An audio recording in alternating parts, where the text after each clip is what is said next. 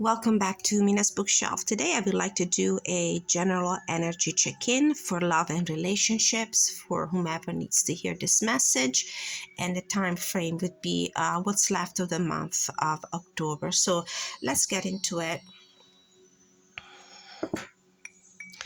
Inviting the spirit guides from the pure white light, the guardian angels and heavenly saints, God's archangels, God creator of the universe, the Virgin Mary, the Holy Spirit, ancestors who love us and want the highest good of all, Mother Nature, my animal totem, to protect me during these readings and provide me with clarity, guidance, and inspiration. So let's pull a card from the Halloween Oracle to give us a general idea of the energy of the relationships, love and otherwise, you might need to receive a message about. So what is the energy, general energy? What do we need to know? What does this person need to know about relationships? What's left for the month of October?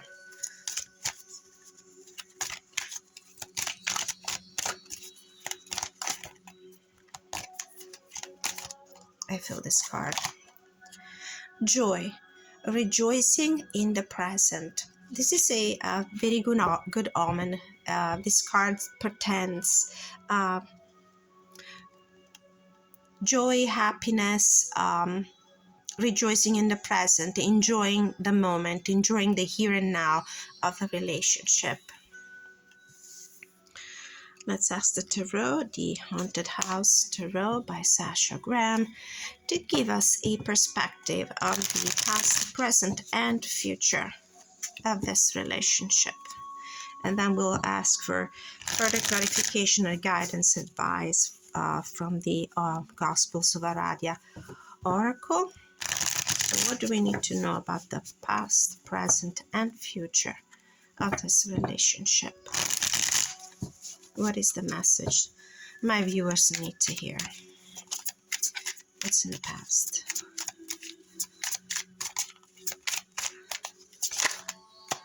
Two cards fell out. We have the Queen of Cups and the Six of Pentacles.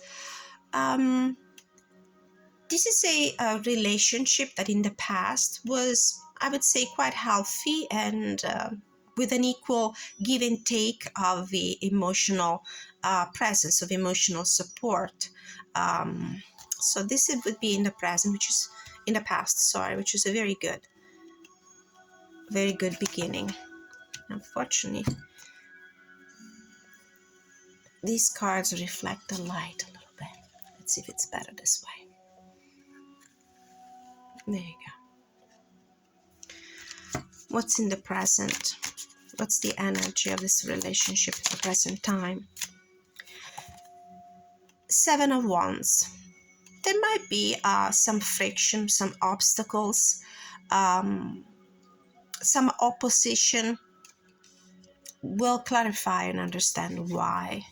So we start from a situation where there's either an equal give and take in terms of emotional love and care expressed clearly between two people. It could also be maybe somebody's giving more than the other person. Consider that the Queen of Cups is usually a very generous, sometimes over generous, has an over generous personality when it comes to offering a cup of love, sometimes giving more than they receive in return. So this could be the reason why in the present time there is a little bit of friction between the two people, the two counterparts in this relationship.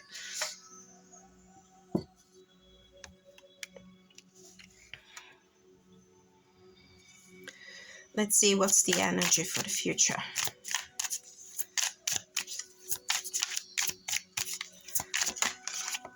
the energy for the future is the Five of Pentacles. I do believe that after this current situation of friction and conflict between the two counterparts, there might be a period of time where there will be no contact between the two of them, where the pride probably will stand in the way of a reconciliation.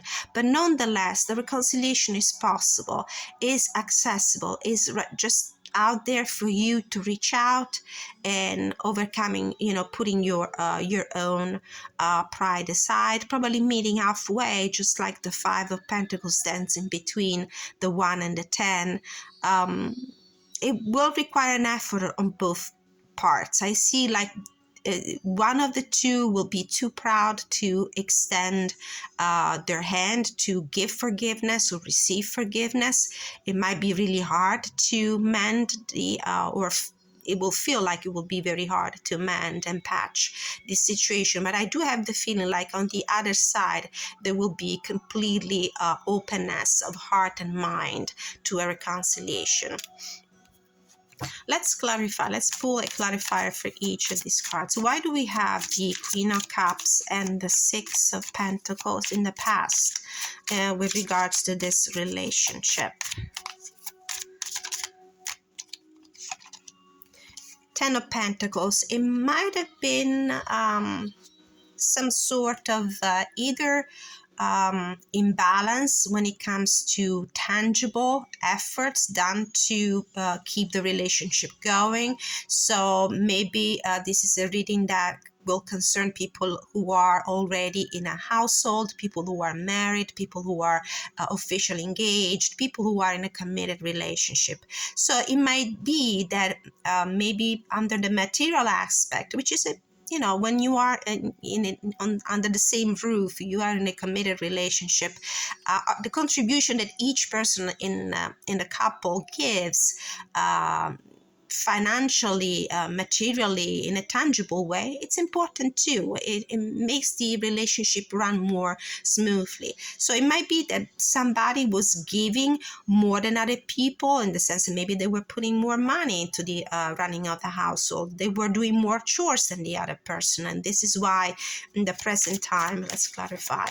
Why do we have the Seven of Wands?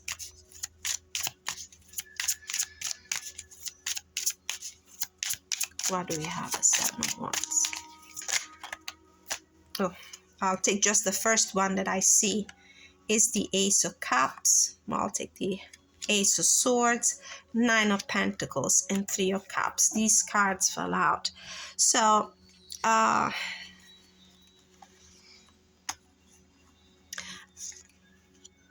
this might have been an important conversation about the responsibilities that each person has within this relationship. It could also be that one of the two persons involved might have strayed a little bit, maybe, and was considering putting an end to the relationship, maybe to become independent again and going back to a less committed kind of relationship, going back to enjoying life, maybe enjoying friends, enjoying fun. This could be maybe the reason why one of the two was not showing up in a tangible way in the relationship, and maybe because they were distracted by they were being more selfish. They were letting other people interfere in the relationship. It doesn't necessarily have to be a third-party situation. It could be simply that maybe somebody was tired of just work and take care of the family and take care of the expenses, taking on every chores. Maybe somebody wanted to have a more careless and more lighthearted kind of relationship with less responsibility, less chores, less cares. In the future, why do we have the Five of Pentacles? Yes, it's disharmony. It's disharmony with the 10 of Cups in reverse. I do feel like there's a really good solid bond between the two people this reading is telling us a story about.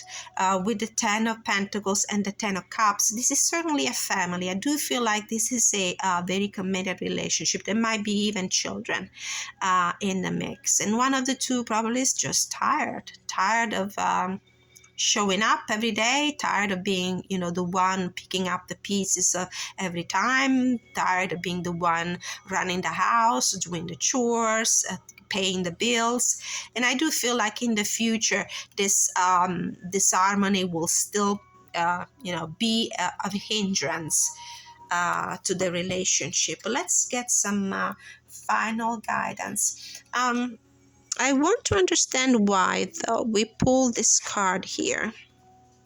Joy, rejoicing in the present. Maybe I'll pull another one. What else do I need to know about this joy card? We have the Skull of Flowers, creating through the ashes, and Spider, community and web weaving. As I said, I do feel like this is an important relationship, a very solid one. There's a family bond here that is not going to be destroyed because of this. With all these minor arcanas, I feel like it's day-to-day life problems. A lot of families, a lot of couples have friction sometimes due to the running of a household. So it's nothing major, nothing that will cause a huge amount of conflict and antagonism, nothing that will actually lead to a breakup. We didn't get any Tower card, we didn't get any Death card, we didn't get any Five of Swords or Seven of Swords or stuff like that. So it will be just I think reading these cards intuitively, it will take some work. This is something you should be proud of, something you should be joyful about. It's a relationship that in a general way makes you happy. It's something that you want. And creating through the ashes, the skull of flowers, I do have the feeling that whatever you're going through, it's always possible to start over. It will take some effort on your part. The spider is a very efficient and busy creature. It works really hard. It creates a web that is pretty solid, and a web that is pretty solid. So I feel that this is the nature of your relationship. You're tightly connected. There's a sense of community, of being linked to each other very closely. So let's put this card here. I do feel like this is the bond is pretty tight. That's a card that we need to keep in right there in the center. Don't forget what's the nature of your bond with this person. You're tightly connected. You're a family. Now, further guidance from the Gospel of Aradia. I'll read this deck intuitively more than anything else, because the way the write-up is structured on the guidebook, there's not much in the sense of divinatory meaning for each of the cards. There's a lot of historical references, so I normally read this deck intuitively. And I'm about to sneeze, and it's going to be noisy. I'll be right back. Sorry about that. I'm a little bit under the weather today. So what is the additional guidance? Additional messages that we need to receive. Okay, a few cards flipped over. We have hierarchy, ordo, and sisterhood. Okay, so I'm thinking that maybe this relationship we're talking about could be not only a relationship between two partners romantically involved. It could be also a relationship between siblings. Sometimes, I don't know, I have 3 sisters, so this concept is very familiar and resonates with me. When you have a lot of siblings, you create a sort of order as this, the Latin word for hierarchy explains here. There is a sort of order within the family, like tasks that are assigned to each of the siblings, at least until you live under the same roof. And also, in a family between two partners who are involved romantically. And it's good when, everybody knows what their task is and keep doing it on a consistent base. They don't have to remind each other every single time, okay, this is what you were supposed to do this week, or this is the bill that you were supposed to pay this month, or you're the one supposed to take the trash out, stuff like that. Very mundane, very down to earth things. So do have the feeling that probably in the routine that the families live through every day, somebody might have just felt like, they couldn't, or they didn't feel like keeping pace with that. They were simply tired. And it's it's important to keep those boundaries in place. It's important to understand what is the contribution that each and everyone is expected to bring in a family environment. If this is a relationship between people within a work environment, same thing. When there's a consistent number, a significant number of colleagues, everybody knows what their tasks are. And it's just not fair that somebody will, need to take on other people's responsibility. Everybody should do their parts. This is what I mean. Let's take a quick look at the guidebook just to see if any of these have anything else to offer in terms of explanation. So we can take a look at the joy card. There's a beautiful little poem that says, I stand here, I'm where I am, fully alive and present. Stress is a sham. It is a time to find the joy in this moment and to find a joy more often. Should this card come up in your divination, it heralds arrival of more happiness and profound joy into your life. It is a good omen.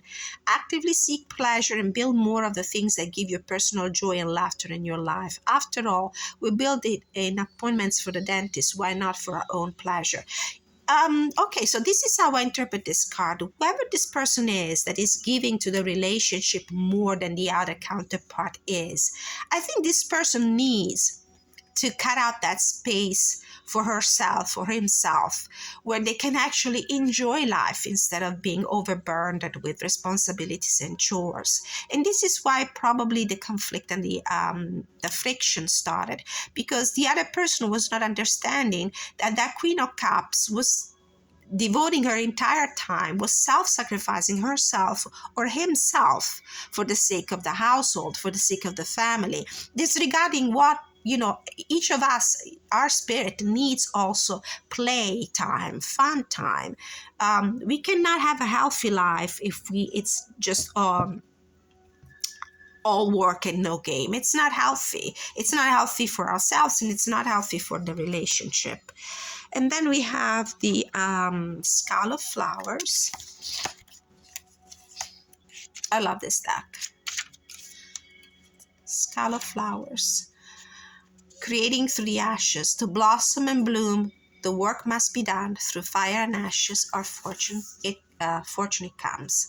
The Skull of Flowers illustrate that there is a sureness and yet a rawness to creating again, to starting afresh. Sometimes the universe gives us a blank slate to work from so we can build what we really want rather than just settling for less.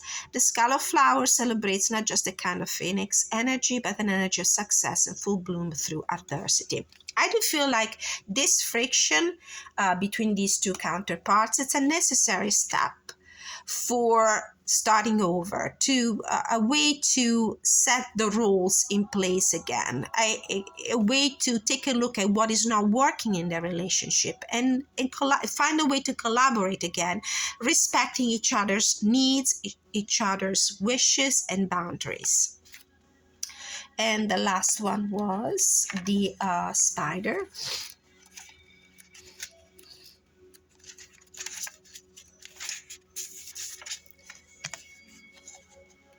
Community and web weaving, She spins her silk alone in the dark with hope of collection, sticky with dreams within the worlds, a wide web of connection. Spiders' webs can be seen as a symbol of connection, not necessarily entrapment. Yes, this is what I see. I see a very hardworking person, a person that is trying to keep everything and everybody together. There is a fine line sometimes between a family or community supporting us and controlling us. This card looks at this discernment. It also suggests you review the way you communicate with the wider community and work or generally with others and take steps to improve this or do it slightly differently. It also indicates that there needs to be a balance between what you do for yourself and what you do for others. Oh, I love the way sometimes the cards come together so well. There's such a synchronicity of meanings between them. If we give too much to the outside, like the Queen of Cups tends to do, our strength diminishes and we cannot weave the supporting web for ourselves, and I would say also for the people that depends on us and count on us. So do you see how this reading came together so perfectly? Every card seems to be perfectly linked to the others. Just a very quick look to these two cards, Hierarchy and Horde, though. There's not, and Sisterhood. There's not much to read. There's a poem. Seek equality in all your relationships. Okay, this message definitely makes sense. We are contributing to the running of a household. We're all contributing to make sure that everybody takes a piece of the responsibility, not only a piece of the cake, not only the piece of the of the what brings joy, but also of the hard work that is needed to run a family. Our patriarchal Western society has not allowed women full freedoms and rights. How do you contribute to this? Power belongs to all, not just the wealthy. Justice requires change. Okay. So I do feel like this is a message about understanding that everybody has a task, everybody has some chores to do, everybody has, even in little proportions, a contribution to give to the family. Sisterhood. And I'm losing my voice. How easy it is to ignore the deep bonds of women. There's no need to compete against your sisters. Gossiping about other women is a betrayal. Your sister or a woman who is like a sister to you needs your attention at this time. So maybe this could be a very specific message for somebody who is, at odds with a sister or a brother. All right. Thank you so much for watching. And until I see you next time, have a wonderful week. Thank you.